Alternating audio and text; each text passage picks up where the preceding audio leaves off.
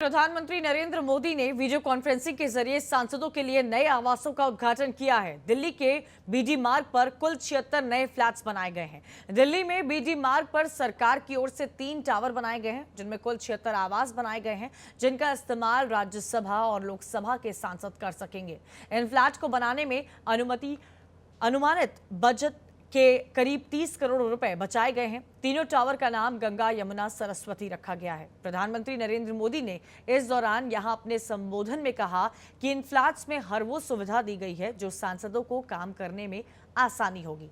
दिल्ली में सांसदों के लिए भवन के लिए दिक्कत काफी वक्त से आ रही थी। सांसदों को होटल में रहना होता था, जिसके कारण आर्थिक बोझ आता था।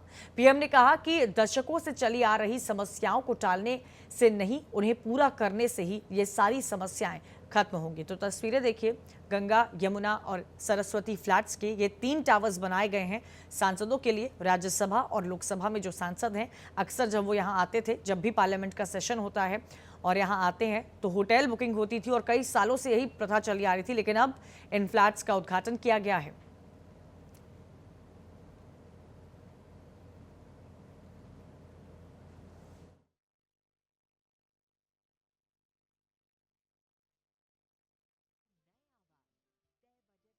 सांसदों के लिए नए आवासों का लोकार्पण,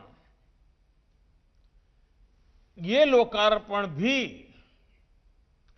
इसी श्रृंखला में एक जरूरी और अहम कदम है।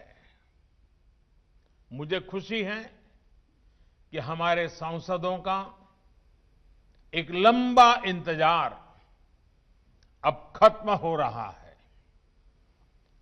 इन फ्लैट्स के निर्माण में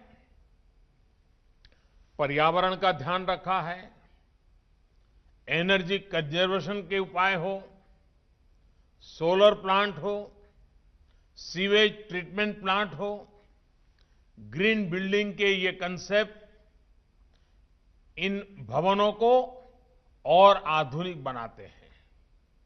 साथियों, मैं लोकसभा अध्यक्ष जी, लोकसभा सचिवालय और इसके निर्माण से जुड़े अर्बन डेवलपमेंट मिनिस्ट्री हो, अन्य विभाग हो, सबको बधाई देता हूं कि उन्होंने इतने कम समय में इस बढ़िया सुविधा का निर्माण करवाया है।